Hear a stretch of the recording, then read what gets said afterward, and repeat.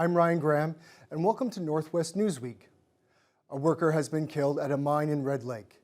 The incident occurred Monday morning at the Madsen mine, which was reopened by West Red Lake Gold in 2022.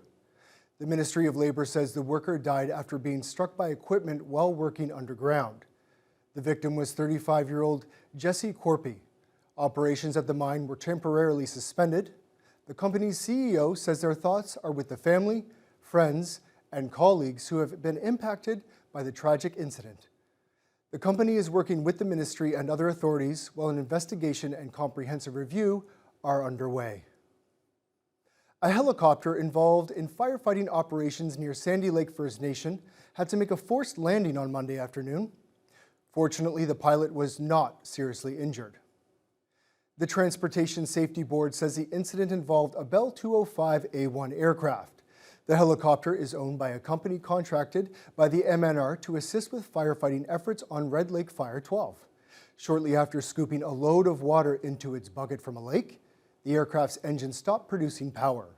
The pilot, who was the sole occupant, released the water load and was able to make a controlled descent without power into a shallow part of the lake. He was mainly unharmed and was taken for medical evaluation. An MNR spokesperson says they're thankful the pilot is safe. The TSB and the ministry are looking into the cause of the incident. Forest fires across the region have caused widespread devastation, scorching vast areas of land.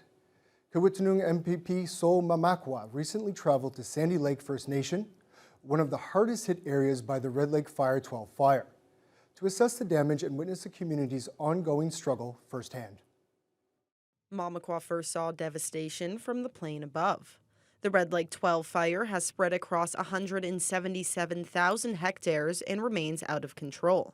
He describes how Sandy Lake First Nation was fortunately spared thanks to weather and the efforts of firefighters. Came so close. Came so close, and they were so lucky that the wind changed when it changed, and I think that if it not had changed, things could have been worse. And I think that's something that they were very happy about. An evacuation order was issued on June 7th, with around 2,000 locals safely evacuated on Hercules aircraft, leaving a few hundred behind. The fire, dubbed the Sleeping Giant, also destroyed several cabins and camps around Sandy Lake. That is a very huge fire. When I saw it from the air when we left that day, you could see it like all the way almost to Deer Lake, right? Like it's just all over. It's a really big fire. I got to see some of the things that were burnt nearby the community, some of their teepees and all that. Mamakwa says what many don't realize is the profound impact this disaster has on a First Nation community like Sandy Lake. The land is their way of life, farming, hunting, and living off the land for survival. Well, it was very emotional for some of the leadership to see some of their cabins burnt down, right? And it's because like again, being on the land is a way of life, and I think that's something that that they're aware of, and I think that has an impact on on the hunting, and yeah, again, like it's very important that to notice the impacts of, like, say, on their ways of life. Most importantly, as Mamakwa points out, no lives were lost, and that is such a significant relief in the face of such a disaster. Lives were not lost. We're happy for that, and I think it just speaks to the the issues of climate change that we face on every summer, and I think every community needs to have an evacuation plan for the summer. The Red Lake 12 fire continues to burn near the Ontario-Manitoba border, but is no longer spreading as it once was. Riley Cohen, TBT News. Work continues on four-laning the Trans-Canada Highway between Thunder Bay and Nipigon.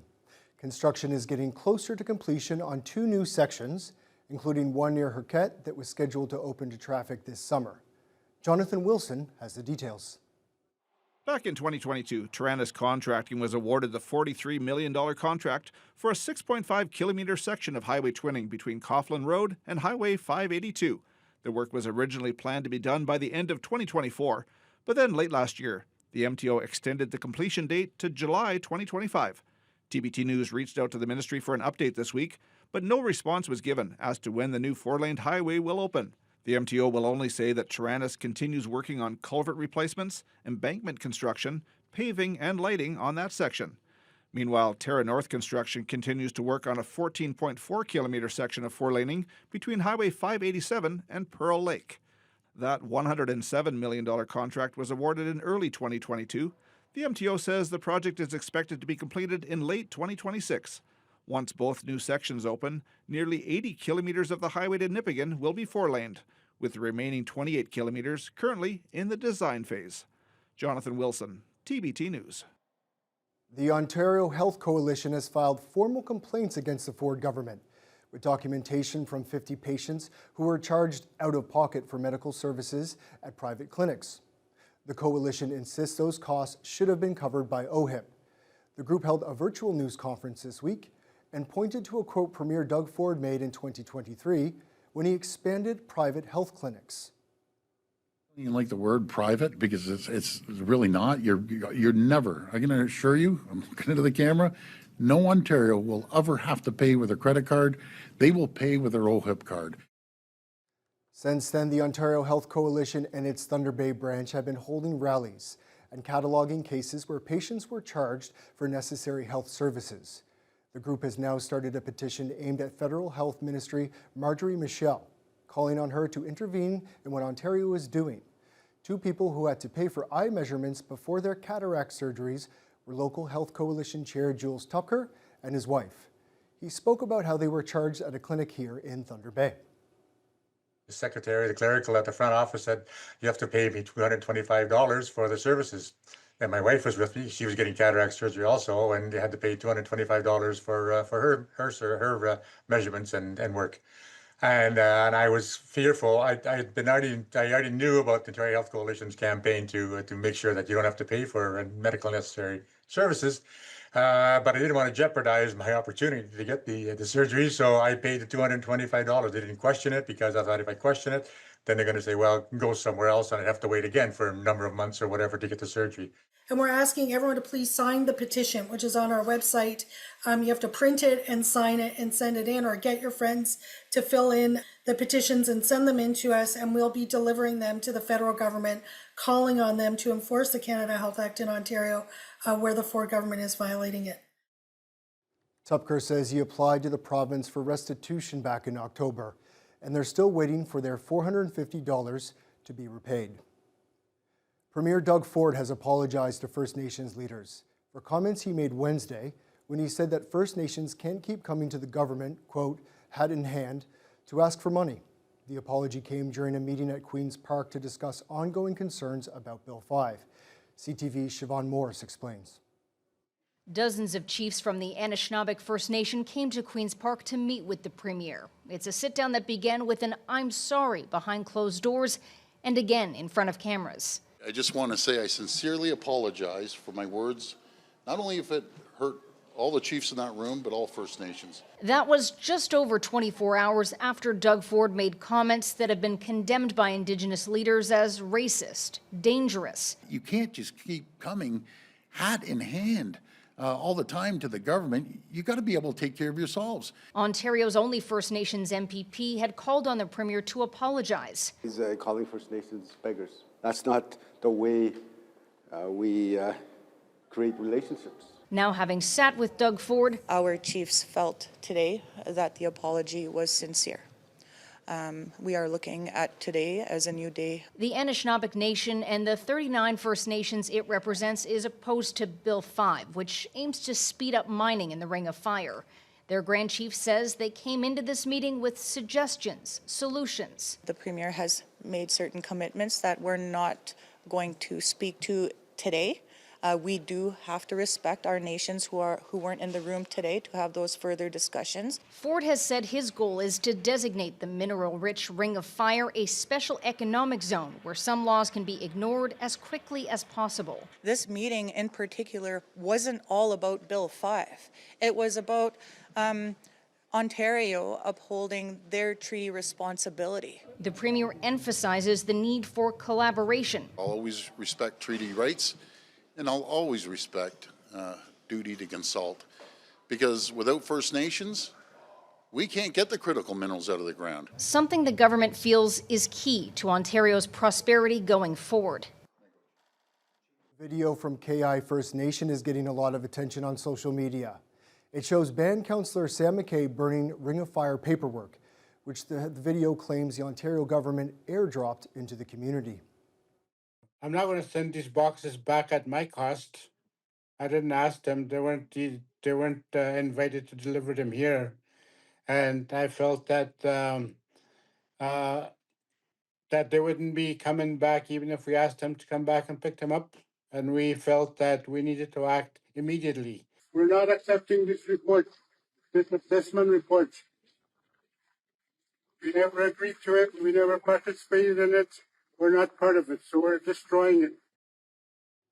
KI is one of many First Nations who are standing against the Ford government's Bill 5. The community on Big Trout Lake has long held the position that it will take no part in any process involving Ring of Fire development, including a planned access road. McKay says the documents were dropped off at the KI airport and were destroyed without being read. He says the only government communication has been from Greg Rickford, the Indigenous Affairs Minister, who sent a copy of a letter to KI leadership. McKay says his community won't be joining any negotiation table unless as an equal. It's always one-sided. It's always the government and the industry side with no regard to First Nations. And until they're prepared to do that, KI doesn't want to have anything to do with it. We don't support Ring of Fire. We don't support Access Road. We just don't want to have anything to do with it. Until they're ready to do things properly, equal partners with the First Nations. Rickford's office did not respond for requests for comment. Coming up after the break, the much-needed veterinary program at Lakehead University gets a huge private donation.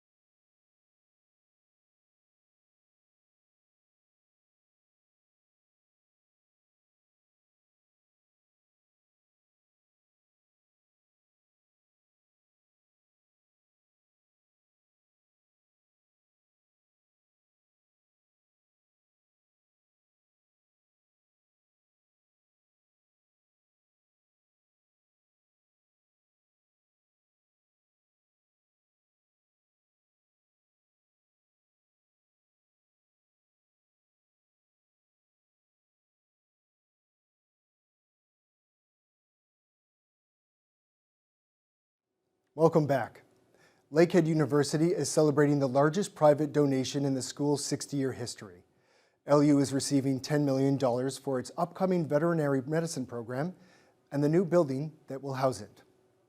Stu and Kim Lang live in Guelph and have donated tens of millions of dollars to universities and veterinary causes over the years. The $10 million will be used for the new animal education facility being built on the local LU campus. Lakehead is working with the Guelph University to offer the new veterinary program in Thunder Bay starting in 2027, when construction is complete. Until then, 20 spots at Guelph are being reserved for students from Northern Ontario. At the request of the Langs, the building will be named Gakina Sinyag, which translates as Place for All Animals. No one was available for interviews, but LU officials have scheduled a ground blessing ceremony for this Tuesday at the construction site. An area wildlife rescue received a lot of help this month. The Nipigon Bear Club Rescue is one of many across the province that are benefiting from a massive donation of food from Pet Value. Justin Hardy reports. Baby black bears like this one could not survive by themselves out in the wild. They're much too young to take care of themselves and protect themselves from danger. These bears' only skill is to climb a tree at the first sign of trouble. That's why when young cubs are orphaned, the Ministry of Natural Resources brings them to places like the Nipigon Bear Cub Rescue, located just outside of the town. The rescue has been in operation for over 20 years and run purely on volunteered time by Dave and Wendy Traintinger. They're currently taking care of 4 very young cubs.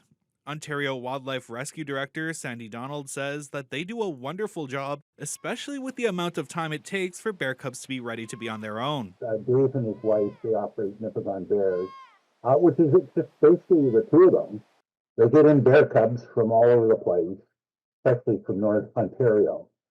They will drop them off to Dave and his wife. When it takes about, a bear cub leaves the mother after about 1.5 years. The biggest expense with taking care of bears is the large amount of food required to keep them fed and healthy. That's why when Pet Value made a roughly 22 tons of food donation to Ontario Wildlife Rescue, Donald made sure that Nipigon Bear Cub Rescue got its share. The largest donation we've ever received at once. And it does make a difference for the wildlife, quite literally. It makes a difference on how many animals they can look after. Because if they have all the expenses of food, everything like that, and wildlife rescue centers are licensed by the Ministry of Natural Resources. Most are run by volunteers, and politely put, they operate on a shoestring. These bears will likely remain with Nipigon Bear Cub Rescue until roughly next spring when they're big enough to go out on their own. At that point, they'll be released somewhere in Northern Ontario. Justin Hardy, TBT News. The Thunder Bay Police Service will need to up its recruitment game. This comes as the service needs to compete with more services expanding recruitment in the region, such as the Anishinaabe-Aski Police Service. Once again, here's Justin Hardy with more. The Thunder Bay Police Service Board is asking city representatives to raise the service's resourcing and recruitment challenges with provincial officials at this summer's AMO conference. The issue was originally brought to the board in May, where police officials said Thunder Bay is facing difficulties competing with other services like Anishinaabe-Aski Police, which is currently planning to double its complement of officers over the next 5 to 10 years. Thunder Bay Deputy Chief Jeremy Pearson says that competition is a big part of the staffing challenges. We do now have multiple services within the region who are actively offering employment opportunities. So we do need to put an emphasis on retaining both our sworn and our skilled civilian staff. So that's something that we need to look at. And as I say, we're catching up with the reality of what I believe is probably across the province in terms of more densely populated municipalities or municipalities that border more closely on others. There's always, movement within the workforce. Pearson says city police are in the process of drafting its next round of budget proposals, which include potential expansions to meet community needs. He adds the city police will have to up their game to compete with other services. There's now a competitive market for these skilled positions, both sworn and civilian, and so it's top of mind certainly for our service that we need to be prepared to properly compensate and properly staff all of our departments in order to provide service and in order to retain our employees and our skilled knowledge base. The AMO conference will start on August 17th. That's when the city will have its chance to raise its concerns with the province. Justin Hardy, TBT News. A company in this region has officially launched its new showcase trailer to help train employees for area mines and pulp mills. The innovative mobile unit from Transwest Process Solutions offers hands-on demonstrations and training on the latest field instrumentation. The showcase trailer is interactive and fully equipped to display a variety of cutting-edge products, where users can explore advanced technology up close. The trailer also serves as a space for consultations, technical support, as well as product training to help companies in the Northwest optimize performance and drive up productivity.